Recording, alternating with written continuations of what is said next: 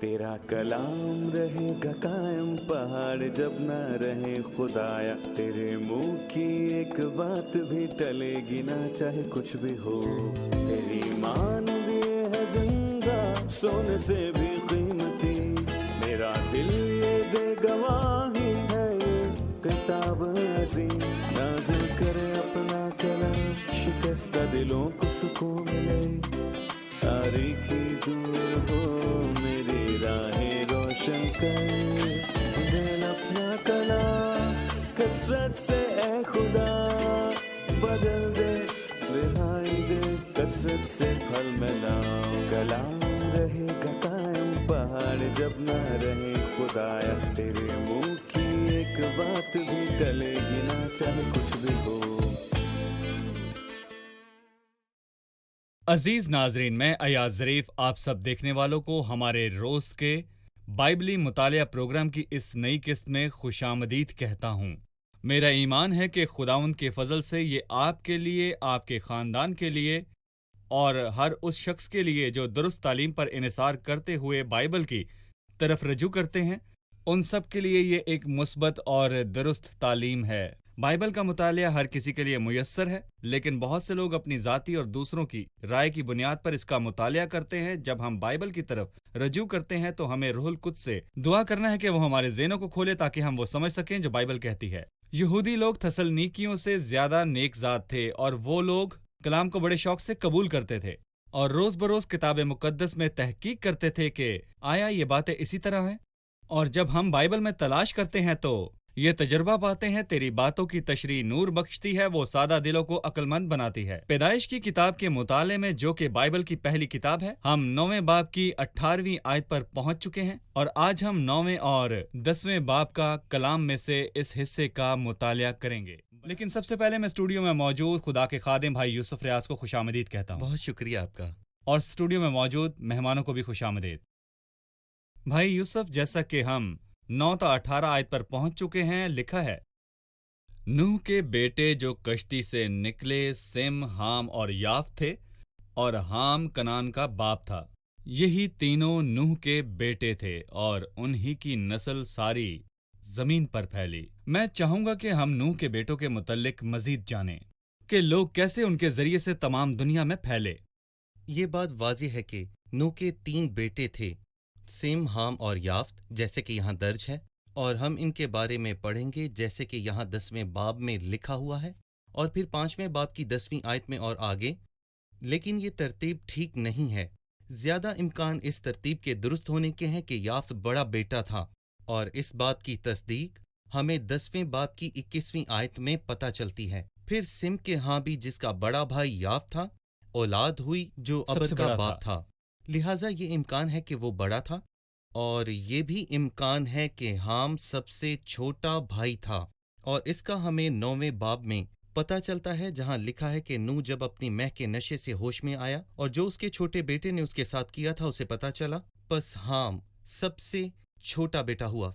शायद वो कमतर था क्योंकि उसने अपने बाप को हकीर जाना था। जब वो मैह के नशे में बरहाना हो गया, जिसे हम बाद में देखेंगे, शायद वो सबसे छोटा था। बस तरतीब यही बताती है, याफ्त सबसे बड़ा था, सिम दूसरे नंबर पर था, हाम सबसे छोटा था। जी सही कहा। लेकिन हमारे पास एक और सवाल है। जी, तरतीब सिम से क्यों शुरू की गई? सिम को तरतीब में पहले क्यों रखा गया? दर हकीकत खुदा सिम का खुदा है, जिसको हम बाद में देखेंगे। मिसाल के तौर पर 26वीं आयत में जहां लिखा है कि सिम का खुदा मुबारक हो। सिम का खुदा होने से क्या मुराद है? जबकि वो सबका खुदा है, जबकि तमाम मुसन्निफीन सिम की नस्ल से आए थे जी, और तमाम अंबिया भी सिम की नस्ल से आए। जलाल का खुदा हमारा खुदावन यीशु मसीह भी सिम की नस्ल से आया, लिहाजा खुदा सिम का खुदा था और खुदा सिम का खुदा मुबारक हो जो सिम का बस है। वो इस सिलसिले को कम कर रहा है सिम तक पहुंचने के लिए। जी, और फिर सिम की नस्ल से अब्राहम और अब्राहम के बाद इसहाक याकूब और याकूब के बाद बाकी कबाइल और फिर यहूदा पे पहुंचने तक जिसकी नस्ल से मसीह आए, वो सिलसिले को कम कर रहा है। ठीक है, लिखा है उन्हीं की नस्ल सारी जमीन पर फैली। क्या आप मुझे दुनिया के लोगों और बर्रे-आज़मों के हिसाब से सिम, हाम और याफ्त की नस्ल के बारे में हमें मजीद बता सकते हैं? याफ्त की नस्ल बर आज़म यूरोप में मुकीम थी और सिम की नस्ल बर आज़म एशिया में मुकीम थी और हाम की नस्ल बर आज़म अफ्रीका में मुकीम थी, लेकिन ऑस्ट्रेलिया और अमेरिका दरियाफ्त नहीं हुए थे। उस वक्त तक ये सब इलाके दरियाफ्त नहीं किए गए थे। और जैसा कि हम 10वें बाब में लोगों की तकसीम के बारे में पढ़ेंगे और हम देखेंगे कि याफ्त की नस्ल पूरी यूरोप में फैली हुई थी, सिम की एशिया में और हाम की अफ्रीका में। वो इन कौमों के बुजुर्ग थे। सही। 20वीं आयत में लिखा है, और नूह काश्तकारी करने लगा और उसने एक अंगूर का बाग लगाया और उसने उसकी मैं पी और उसे नशा आया और वो अपने डेरे में बरहना हो गया। और कनान के बाप हाम ने अपने बाप को और अपने दोनों भाइयों को बाहर आकर खबर दी। तब सिम और याफ्त ने एक कपड़ा लिया और उसे अपने कंधों पर धरा और पीछे को उल्टे चल कर गए और अपने बाप की बरहंगी ढांकी सो उनके मुंह उल्टी तरफ थे और उन्होंने अपने बाप की बरहंगी ना देखी। मुझे यहाँ रुकने दें ताकि हम जी, इस आयत में जी नूह के बारे में बात करें, उसके काम के बारे, कश्ती को छोड़ने और जवाल के बाद के बारे में। और बदकिस्मती से यूं हुआ कि तूफान के बाद 3 किस्म के सानेहात आए, मगर यहाँ हम सबसे पहले नूह के जवाल को देखेंगे। और जैसा कि हमने 9वें बाब में पढ़ा है कि यहाँ हम नमरूद के बारे में पढ़ सकते हैं, जिसने खुदा के खिलाफ बगावत की, सही। जिसने बुत परस्ती को ईजाद किया। और इसके बाद हम 11वें बाब में बुर्ज बाबल के ताल्लुक से भी जरूर पढ़ेंगे। बस 3 सानेहात पेश आए, पर बदकिस्मती से पहले सानेहे का हीरो नूह था, जिसके बारे में लिखा है कि वो खुदा के साथ चलता था, रासबाज था। बाइबल हमें एक इंतबा देती है और हमें शराब से खबरदार करती है। शराब एक खतरनाक चीज है। मसीहत में ये हम लफ्जी तौर पर नहीं कहते कि शराब गुनाह है और शराब गलत है, जैसा कि हम इस तरह नहीं सोचते कि सब चीजें अच्छी हैं मगर हर चीज अच्छी नहीं, और ना ही हर चीज ऐसी है जिसे हम बगैर किसी सोचे समझे खाएं। यहाँ पहली बार बाइबल में शराब का जिक्र किया गया है और उस माजूर शख्स पर उसके नताइज, नशा हो गया, उसे नशा हो गया। और जब उसे नशा हुआ और तब ये सानेहा पेश आया, जब उसे शरीर हाम ने देखा और बाहर आकर अपने 2 भाइयों को बताया, और हर पहलू से ये सानेहा हुआ। और जैसा कि हम जानते हैं कि नूह के दौर से हुकूमतों की तकसीम शुरू की गई और हुकूमतों का सिलसिला तभी से शुरू हुआ। पहले हुक्मरानों ने खुद हुकूमत नहीं की। बस अगर मैं खुद पर हुकूमत नहीं कर सकता तो मैं दूसरों पर हुकूमत कैसे कर सकता हूँ? इसलिए दुनिया एक सच्चे हुक्मरान का इंतजार कर रही है, जिसका जिक्र हमें बाब 5 में मिलता है। कौन इस किताब को खोलने और इसकी मोहर तोड़ने के लायक है? यहूदा के कबीले का कोई नाम नहीं फातेह बख्शा है। गया आसमान और जमीन के नीचे इस किताब को खोल सकता है और इसमें देख सकता है। फिर यूहन्ना रोने लगा और बुजुर्गों में से एक ने कहा, मत रो। यहूदा के कबीले का बब्बर कौन है? वो बस यीशु अल मसीह है। मैं बस ये कहूंगा कि मसीह के बगैर हमें किसी चीज की कोई उम्मीद नहीं है, लेकिन मसीह में खुदा का शुक्र है कि हमें हर मामले में खुदा के जलाल पर उम्मीद है। खुदा अजीम है। और यहाँ नूह नशे में आ गया और बरहना हो गया। मसीह बरहना था, दुरुस्त है, मगर वो नशे में नहीं था और ना उसने ना कोई था गुनाह किया और ना था। ही ये उसने कोई मुतबादिल का गुनाह अकीदा किया है। था। सारा जलाल उसी को मिले। जब उन्होंने उसे सिरका दिया तो उसने नहीं पिया, उसने इनकार किया। नूह दूसरा आदम था और कश्ती छोड़ने के बाद वो लोगों और तमाम लोगों का सरबराह समझा जाता था, लेकिन जी, वो भी गिर गया। सही। मसीह के दुनिया में आने और बादशाहत करने तक उसका नाम मुबारक हो। हम एक वक्फा लेंगे और फिर दोबारा हाजिर होंगे।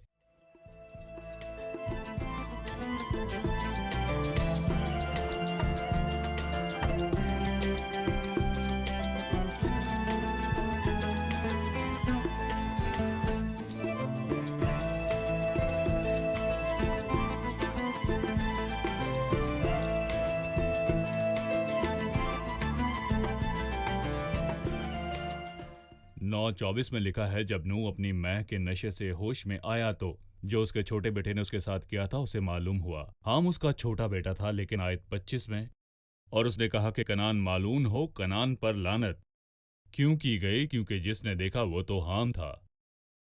ठीक है, ये हाम की तुंदी है। मैं जानना चाहता हूं कि इस सब के बाद कनान को लानत क्यों की गई।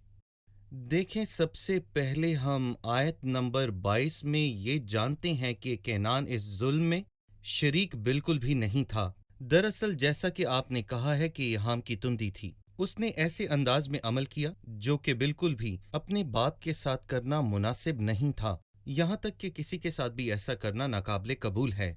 जब उसने अपने बाप की बरहंगी देखी तो उसने लोगों से कहा कि आकर देखें, लेकिन एक बेटा अपने बाप के साथ ऐसा कैसे कर सकता है? वो खुदा के खादम और अपने बाप के साथ ऐसे कैसे कर सकता था? मैं इमसाल की किताब में से 2 आयत पढ़ना चाहूंगा। पहली आयत में यूं लिखा है कि अदावत झगड़ा पैदा करती है, लेकिन मोहब्बत सब खताओं को ढांप देती है। और दूसरी आयत इमसाल के 17वें बाब की 9वीं आयत में लिखा है कि जो खतापोशी करता है वो दोस्ती का जोयान है, और जो ऐसी बात बार बार छेड़ता है वो दोस्तों में जुदाई डालता है। हाम और केनान माजूर यूसुफ से किस कदर दूर थे जब उसे जेल में डाला गया, और जैसा कि हम जानते हैं कि जो जेल में है वो अपने उसकी खालीपन से तकलीफ से किसी बात को करते कुछ भी हुए। नहीं बता सकता, खास तौर पर यह कि वो मजलूम था। उसने कभी भी सरदार साकी के सामने अपने सब भाइयों की बुराई कभी भी नहीं की थी। मुझे इब्रानियों के मुल्क से चुरा कर ले आए, यहाँ मैंने कोई गुनाह भी नहीं किया था। उसने अपने भाइयों की बुराई करने से गुरेज किया, बल्कि उसने फोतीफर की बीवी के बारे में बात नहीं की थी। यूसुफ की तरह लोग अपनी जुबान पर काबू भी रखते थे, लेकिन हम अपनी नस्ल के लिए लानत का सबब बना, जो कि बहुत ही अफसोसनाक बात है। मैं चाहता हूँ कि मैं और सब सुनने वाले इस बात से एक वाज़ेह सबक हासिल करें। ठीक है, क्या इसकी वजह यह भी है कि खुदा पहले ही नूह के बेटों को बरकत दे चुका था, और जिसे वो बरकत दे चुका उस पर दोबारा लानत नहीं करेगा? ठीक है, यकीनन। जैसे हम बाब 9 की पहली आयत में पढ़ते हैं, खुदा ने नूह और उसके बेटों को बहुत बरकत दी। ये नामुमकिन बात है कि खुदा पहले बरकत दे और फिर उसी को लानत दे। लिहाजा मैं यही कहूंगा कि हाम अपने बाप को बरहना देखकर भाइयों को बताना ऐसे ही है जैसे कुछ या सब कुछ जी। फेसबुक पर लगाना हो, सही। जो कि हमारे जदीद दौर की जुबान बन चुकी है। मेरा मतलब है सोशल मीडिया। आजकल कुछ भी नजर आए तो उसे फौरन फेसबुक पर लगाया जाता है, चाहे वो कलीसिया के मसाइल हों या रिश्तेदारों की कोई बातचीत हो। और अगर आप खुद भी परेशान हैं तो अपनी परेशानी को फेसबुक पर शेयर कर सकें।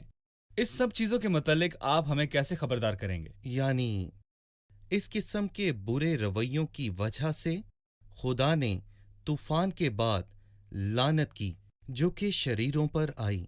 जब उसने अपने बाप को बरहना देखा और अपने 2 भाइयों को बताया। बस जब मैं ये 2 आयत पढ़ता हूँ जो मैंने अमसाल की किताब में पढ़ी, जो कि पतरस रसूल ने भी अपने पहले खत में बयां की, क्योंकि मोहब्बत बहुत से गुनाहों पर पर्दा डालती है।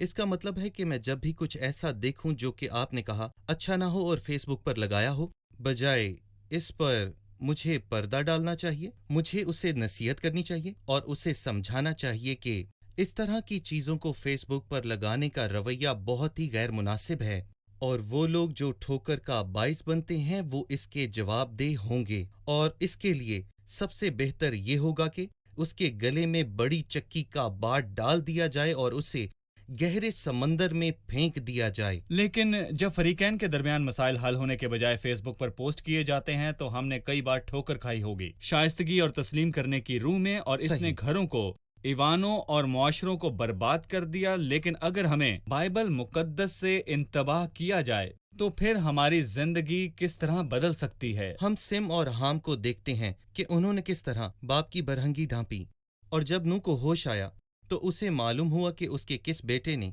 उसके साथ क्या किया है। हमारे खुदा को बेदार होने की जरूरत नहीं, क्योंकि वो जागता रहता है, क्योंकि खुदावंद की आंखें सारी जमीन पर फिरती हैं।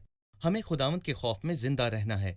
कनान पर लानत की गई जबकि सिम और याफ्त को बरकत दी गई। बराए मेहरबानी इस बरकत के बारे में हमें बताइए। केनान पर लानत उसके रवैये की वजह से की गई थी, और ये बात हम अहबार 18वें बाब की 20वीं आयत में पढ़ सकते हैं। हम यहाँ देखते हैं कि केनान की औलाद गैर जिनसी ताल्लुक में मुलव्वस हुई थी, मतलब एक शख्स की औलाद ने इसको फैलाया जो इस किस्म के गुनाहों में गिरी हुई थी। हम अहबार 18:20 में ये पढ़ सकते हैं। बाइबल में केनान की नुमाइंदगी एक धोखाधड़ी की सौदागरी के तौर पर की गई थी, जिसकी पेशनगोई हम होसिया की किताब में देखते हैं, اور اسی طرح ہم یہ بات ذکریہ میں بھی دیکھتے ہیں، اس روز خدا کے گھر میں کوئی نہ ہوگا۔ یہاں کینانی ایک بیوپاری کی حیثیت سے ہے۔ اسی طرح سوداگر اور بدقسمتی سے بائبل میں ہم باب 11 میں ہر دیکھتے چیز ہیں، کی تجارت کرتے تھے۔ تمہارے سوداگر دنیا کے اہم لوگ تھے۔ جیسا کہ آپ نے کہا، کینان پر لعنت کی گئی، لیکن اس کے لیے ایک برکت بھی تھی۔ خداون سم کا خدا مبارک ہو اور کینان سم کا غلام ہو۔ خداون سم کو پھیلائے کہ وہ سم کے ڈیروں میں بسے اور کینان اس کا غلام ہو۔ لہذا سم کے لیے برکت اس کے خدا کے ساتھ رشتے میں تھی، اور یافت کے لیے اپنے علاقوں کو بڑھانا، لیکن یہاں حام یا کینان کا کوئی ذکر نہیں ملتا۔ اور پھر اس طرح سے سم، حام اور پھر ان کی کے لیے اولاد، برکت ہے، صحیح۔ اور برکت یہ تھی کہ یافت اور اس کی اولاد کے علاقے کو بڑھاؤ۔ اب مجھے مزید بتائیے کہ انبیاء کی کتب میں یافت کے علاقے کو بڑھانے، یافت کی حکومت اور مشرق سے مغرب میں اقتدار کی منتقلی کے بارے میں کیا ہوا؟ دانیل کی کتاب ہمیں بتاتی ہے کہ نبوکت نظر کی سلطنت کے وقت جب قوموں کے اوقات شروع کیے گئے، دانیل کے 2 اور 7 باب میں لکھا ہے کہ تیری ساری طاقت سم کی اولاد کے لیے ہے۔ نبوکت نظر عراق سے تھا، اور پھر اس کے بعد مادیوں اور فارسیوں کی بادشاہی، یعنی فارس کے بادشاہ سائرس اور کہ دیگر، پرانا عہد نامہ ختم ہونے تک مشرق میں حکومت میں تھے مادیوں اور فارسیوں کی۔ لیکن اس کے بعد ایک جوان آیا جس کو ہم سکندر اعظم کے نام سے جانتے ہیں، لیکن افسوس کی بات ہے کہ وہ بہت ہی کم عرصے میں مارا گیا، لیکن اس نے بہت زیادہ دیر تک حکومت کی تھی۔ لیکن خدا نے اس کے لیے راستوں کو کھولا اور وہ سم کے گھرانوں میں رہ گیا، اور اس دور کے شروع ہوتے ہی طاقت نے سکندر اعظم کے ذریعے مشرق سے مغرب میں منتقل ہونا شروع کر دیا۔ اور پھر اس کے بعد رومی آئے، فرانسیسی آئے، انگریزی سلطنت آئی، اور پھر امریکہ آیا، اور پھر روس آیا، اور پھر مغرب کی طاقت آج تک بھی برقرار ہے، جیسا کہ نوح نے قدیم دنیا کے آغاز میں مسیح کی آمد سے 1500 سال پہلے ہی اس کے آنے کے بارے میں سب کو بتا دیا یہ تھا۔ خدا کی کتاب ہے جو دنیا کی تقدیر کا فیصلہ کرتی ہے۔ ہم خدا کی کتاب کی نظر میں ہیں۔ جو یہ کتاب پڑھتا ہے اور اس میں لکھے نوح کے الفاظ پڑھتا ہے، انسان کی تاریخ میں یہ لفظی طور پر کیسے وقوع پذیر ہوا؟ ہم کہہ سکتے ہیں کہ یہ ایک معجزہ بالکل۔ ہے، یہ معنی خیز الہام صحیح۔ نہیں، یہ ایک زبانی الہام ہے۔ تمام الفاظ حقیقی بالکل۔ طور پر وقوع میں ٹھیک کہا۔ آئے، ہم خدا کی کتاب کے سامنے ہیں۔ میں جاننا چاہوں گا کہ خدا کے فضل میں نئے عہد نامے میں سم، حام اور یافت کی اولاد کو کیسے شامل کیا گیا؟ دیکھیں، یہاں کوئی بھی اچھا نہیں، ایک بھی نہیں ہے، لیکن ایک ہے جو مسیح خداوند ہے، اور اسی نے ہمیں بچایا ہے۔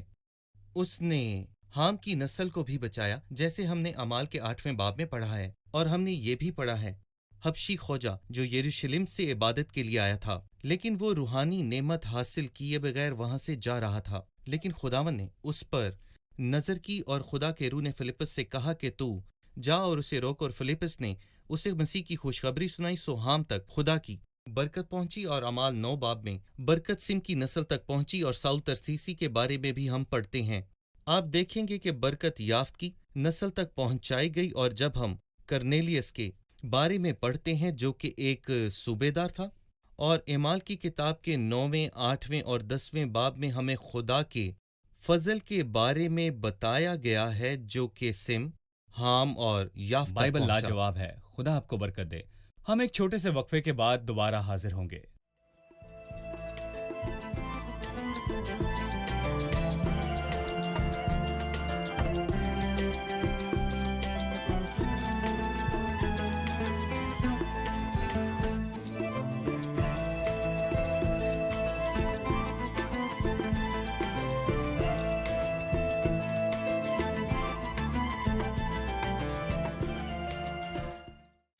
اس کتاب کے دوسرے ابواب کی طرح باب 10 میں بھی ہمیں بہت سے اشخاص اور ان کی اولاد کے ناموں کا ذکر ملتا ہے۔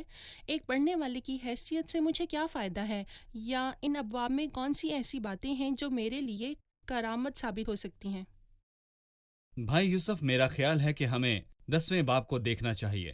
آپ کیا کہنا چاہیں گے؟ اگر میں یہ کہوں تو یہ بالکل غلط نہیں ہوگا کہ اس باب کا پوری دنیا میں کوئی جوڑ نہیں ہے۔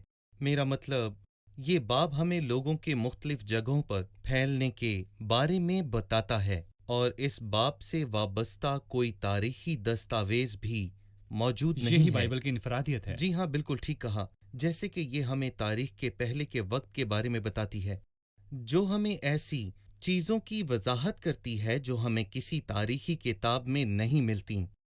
اور بائبل مقدس ایک ایسی منفرد کتاب ہے جس کا موازنہ ہم کسی اور کتاب سے نہیں کر سکتے۔ یہ ہماری راہ کے لیے روشنی اور قدموں کے لیے چراغ ہے۔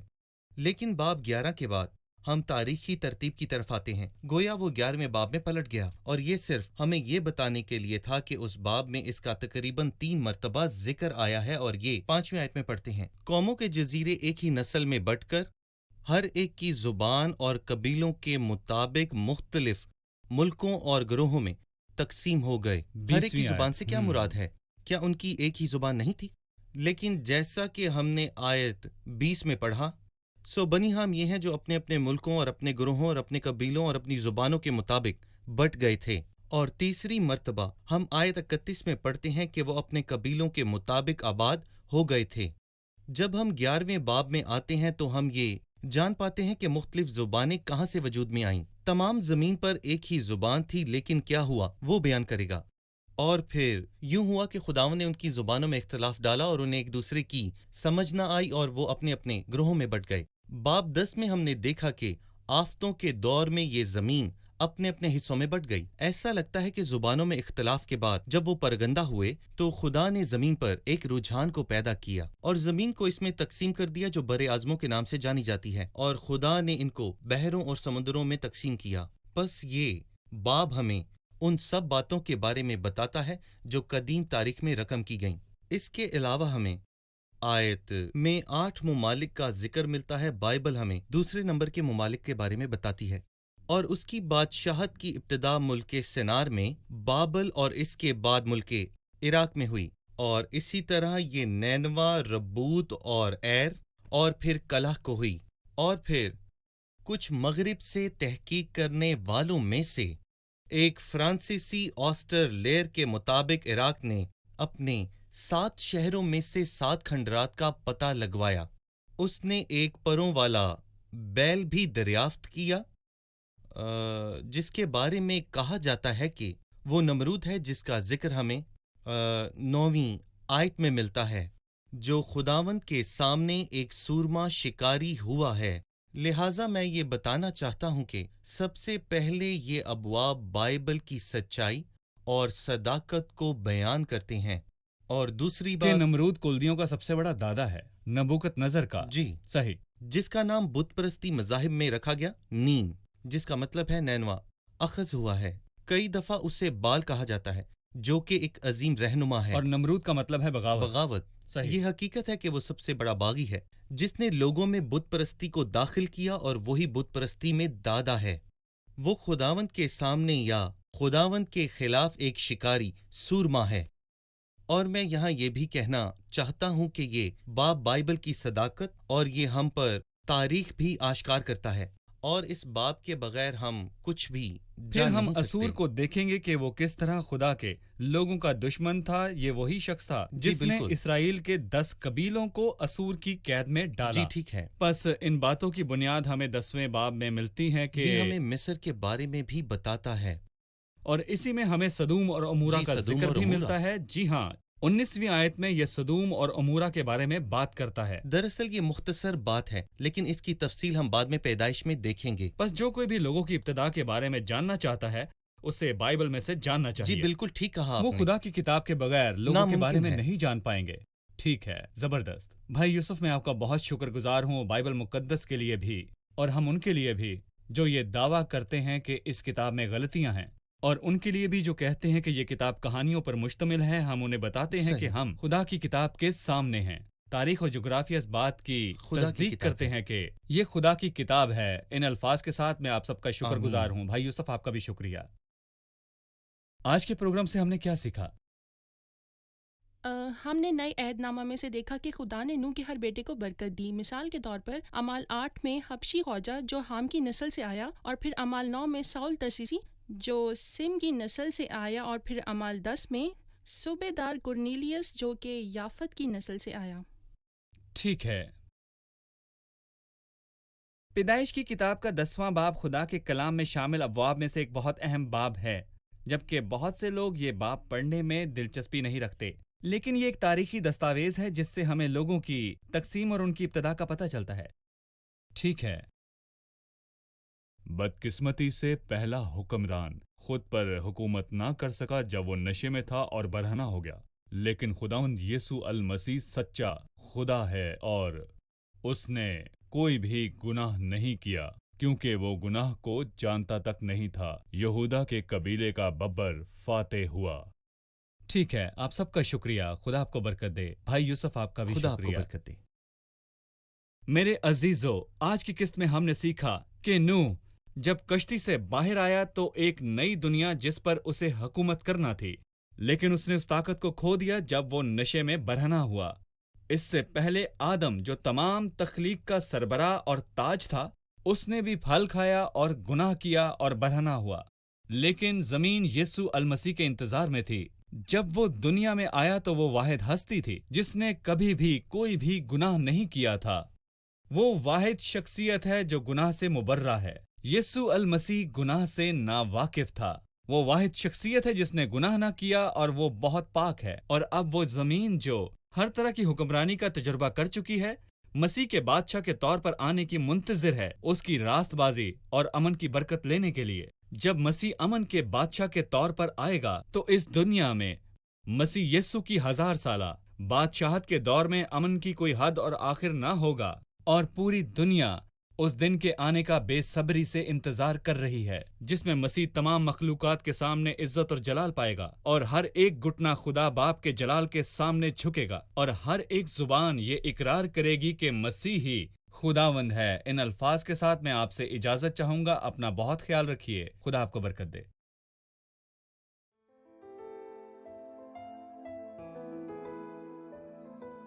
تیرا کلام رہے گا قائم، پہاڑ جب نہ رہے خدایا، تیرے منہ کی ایک بات بھی ٹلے گی نہ، چاہے کچھ بھی ہو۔ تیری مان دیے ہے زندہ، سونے سے بھی قیمتی، میرا دل یہ دے گواہی ہے، یہ کتاب عظیم نازل کرے اپنا کلام، شکستہ دلوں کو سکون ملے، تاریکی دور ہو میری راہیں روشن کر، دل اپنا کلام کثرت سے اے خدا بدل دے، رہائی دے کثرت سے پھل ملاؤ۔ کلام رہے گا قائم، پہاڑ جب نہ رہے خدایا، تیرے منہ کی ایک بات بھی ٹلے گی نہ، چاہے کچھ بھی ہو۔